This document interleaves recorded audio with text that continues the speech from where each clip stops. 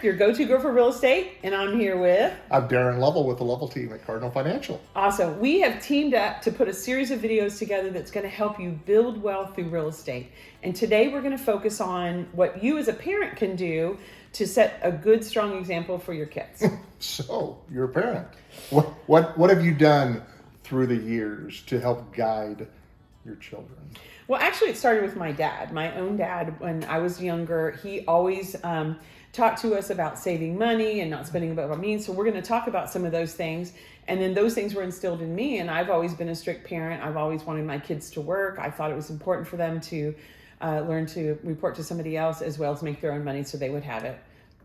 That's awesome. That's awesome. So, what's your top 10 list on that? Well, one of my biggest things is never spend above your means. So if you're in a position that you make a certain amount of money, my dad always made us save 10% of all of our paychecks. Okay. So you pay yourself first, and then the rest of the money becomes, their money, but still within a budget. Okay, yeah. I've always heard when you get a raise, you just tuck that away, right?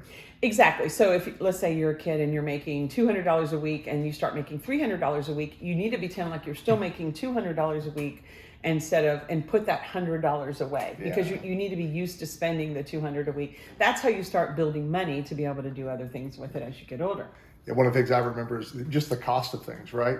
It's only $10. How many times have we heard that? It's only making them realize like how much things really truly cost, right?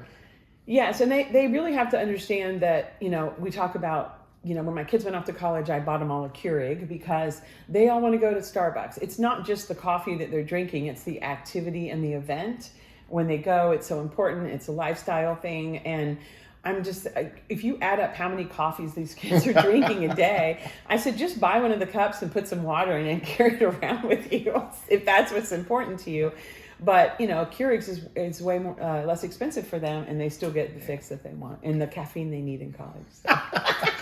Well, and I know one of the things we see in the lending world, right, is when the younger individuals come to us, right, and they don't have bad credit, they just don't have any credit at all. So that affects them from a credit score perspective. So I know one of the things we preach is opening up a bank account for them early in their name, putting them on as an authorized user on one of your credit cards, maybe not even giving them the credit card, but start setting that financial example to help them as far as understanding what a bank account is, understanding what a credit card is, just starting to teach them those financial fundamentals that they're going to need in life. Well, we did put them on one of our cards so they could build the credit, but we also put a limit on the credit card so they weren't going crazy. And every single month I looked at the bank statement and I went through that saying, because I wanted them to have money to go to Walmart or whatever they needed to in college to get the necessities. But if I was like, why are you going to IHOP at 2 a.m.? Why are you going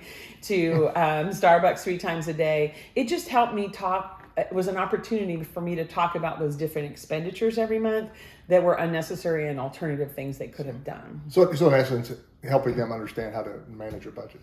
Exactly. Yeah. Exactly. Well, and one of the biggest things to me is these debit cards. I mean, in our era growing up, there weren't debit cards, and you had a $20 bill, and the second you broke that $20 bill, it was gone. So with these kids, using their debit card, they're not paying attention to how the balance is running down through the thing. So when I had a debit card, when I first got one, I wanted my kids to keep a roster, like a checkbook roster, and they knew how much money they had in there. They put their debits and credits in there so they could actually see the amount go down. Absolutely. Because you got to watch it. It's just being aware is really most of it, and talking about it. And if they roll their eyes or anything else, it's really your job, my job, as adults, whether they're kids or they're your niece or anything else. It's important to be having these conversations with them because they're always learning opportunities. There's a lot going on in the world. Doesn't matter when, right?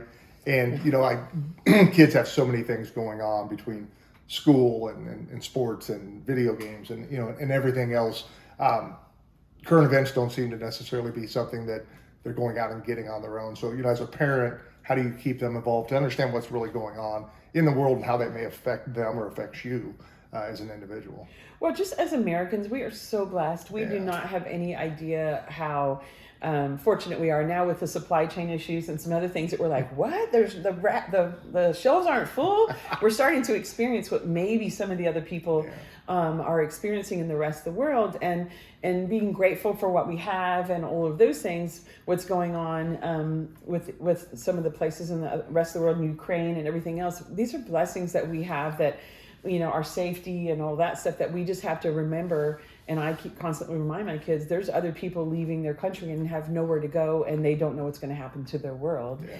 And it's just keeping the kids grounded about what's really happening, and feeling grateful for those things that we do have, I think is really, really important. What about allowance? How much did you set up for your kids' allowance? So it's all relative to time, right? But you have to give them a defined amount, because they need to know how to budget that amount. So they would get, $10 a week.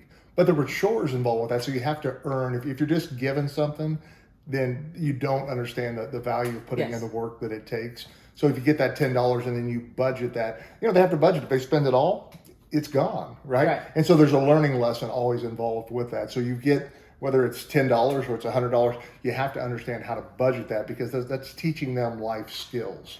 Well, it's making decisions. So if I have $20, do I want to go to the movie, and then maybe I just bring my own candy in there, or do Better go to $5 Tuesday, or do I want to save two $20 bills so I can go to Six Flags? It's them learning to make choices with the money they have, instead of just asking for more.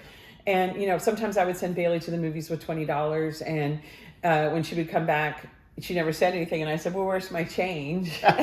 Because she didn't understand that it's not just her $20. Right. I want her to have the opportunity to go, but if she didn't do her chores to earn that, it was really all part of it. We all have to work for our money, and holding them accountable is my job. I tell my kids, is not to be your friend, it's to be your parent, and to send a great adult out into the world. It's really what my thing is too. I love that. I think all of that's fantastic information that anybody could take and instill with their children, to get them on that path, so that when they become adults, they are successful. Yes.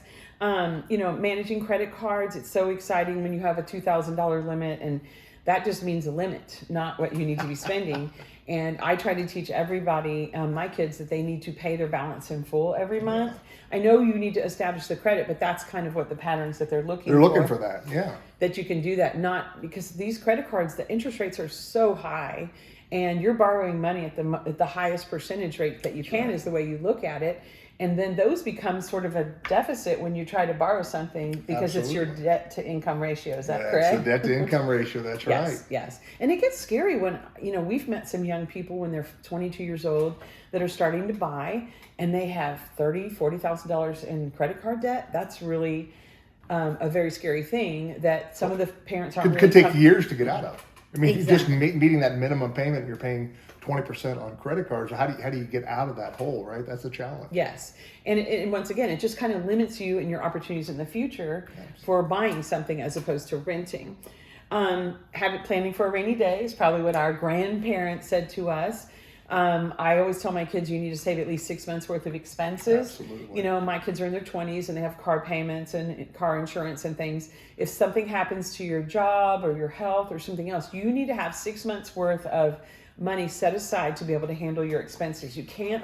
They shouldn't feel like they can always count on mom and dad, even though we would step up if we needed to, because we don't want to affect their credit. But this is setting them up for adulthood, and we don't want a 40-year-old child coming back to us for things in the future. We need to set the groundwork now. About where I am on that. We wrote some notes here, getting creative on vacations and staycations. My kids have been to Europe, and I know adults that haven't been to Europe, but I'm funny. I'm always like, let's not order drinks when we go to a restaurant. That could add $15 to $20 to your bill every time. That's a big one. I only let them have water. I'm sorry. Yes. So it's just being creative. And if for some reason your family can't afford a vacation this year, then maybe talk about a staycation and getting them to think the creative things that you can do to do a staycation. Go camping down to Galveston or something and stay in a campground, and because this is part of life too, and then their skills that they'll learn to be able to teach their kids in the future too. I think all of these, instilling these and practicing these, as your children are getting older, you're really just setting them up for success in life. And as a parent, that's what you want to do. You want to do everything you possibly can to set your children up for success. And the financial aspect of that is so big and affects our day-to-day lives. Trying to instill as much of this on them as you possibly can is just going to set them up for success in the future. Well, and there's certain things we all have, like I have to have Heinz ketchup. I'm sorry, I don't want the generic brand. There's going to be a few things that you really mega bottles of you really want the good stuff. Well, there's a lot of these manufacturers actually make it the generic version for the stores, and they actually just private label it for Kroger or any Walmart or whatever. And we don't always have to have the main brands. It's teaching your kids things that really don't matter. To them, they should be buying the store brands and just learning to budget. I used to use so many coupons before. Now there's so many things built into at the Kroger. Well, I stayed home 10 years with my kids, and it was a real opportunity for them to see me using coupons and trying to buy things that were on sale that week and stuff. It's just being smart, not just doing the instant satisfaction of let's go eat out. Right. It's planning ahead, it's preparing, it's making meals. It's healthier anyways. But eating out is very expensive, and keeping that budget that you can see at the end of the month how much you really spent on some of these things. It's really shocking. I think tracking that is critical, right? Because if you're not tracking something, how do you know what you're spending? And if you're not managing to a budget, you really don't know where your money's going. Well, and there's programs like Quicken and QuickBooks, these other things. There's free versions if you're not using it for real elaborate things, but it's just an opportunity. Every time they have a debit receipt, they need to actually ask for the receipt, because people always go, oh, I don't need the receipt. Ask for the receipt. Once a week, go in there and plug them in, and you can put them in categories. That's right. Eating out, entertainment. If you want to save up and go to this big concert, then maybe you don't need to go out to eat 3 times this month. Save the money for a concert down the road for things you really want to do. And then when they work for it themselves, it's just so much more enjoyable for them. They feel they're in control of their own money. It's gratifying, and it's a learning versus you're just giving. Yeah. Yes, absolutely. because trust me, they really don't realize, they don't even appreciate it. Our kids are pretty, this age group is pretty instant gratification with the phones and everything else. And we had the old phones. We had to. Mine hung on a wall. I was going to say mine had a lock, and I used to dial like this. Party line. Yes, but anyways, so the point of our this little session is really just talking about how you as a parent, it's never too late to start having these conversations. Everything is a life lesson and opportunity. I've had my children actually talk to Darren. My son just bought a house, but I wanted them to just have a conversation with a lender, and these are going to be a good series of classes for them to watch with you, so that at the end of it, you can discuss some of those things as well. But it's a matter of planning ahead. It doesn't matter if they're in 9th grade or if they're a senior in high school or they're already graduated from college. These are all good opportunities and life lessons. And Darren's very approachable. He talks about things in layman's terms. And I think you can tell when we're talking with a lot of first-time home buyers, in their early to mid-20s, you can see which ones have had that parental coaching or training just by the way that they approach things. When you start having a dialogue and a conversation, you can see sometimes ones that have had, unfortunately, a bad experience with credit cards. So it's evident where maybe the parent has played a more active role versus a less active role with those individuals that are in their early 20s, for sure. Right, and like I said, if they start rolling their eyes at you and they feel like they don't have time, make time. It's really an investment in your future as well, because hopefully you will be able to hang on to more of your own money. And it may save you in the long run, right? Exactly. The 40-year-old's not living in your basement. Exactly, and then yes, so that kind of stuff. But anyways, we want to do these videos because we really want to help people. Absolutely. We love helping first-time home buyers, and we really, Darren is so creative. I call him a magician, that he's able to get creative with how people can do that, because we'll talk about it more in another session, but we want people to be able to buy instead of renting and paying somebody else's mortgage. So these are going to be some of the things that can help set you up, your kids up for success. Great info, Pam. Anything else? Yeah, it's amazing. All right. Thank Well, you. we'll look forward to the next session. Thanks.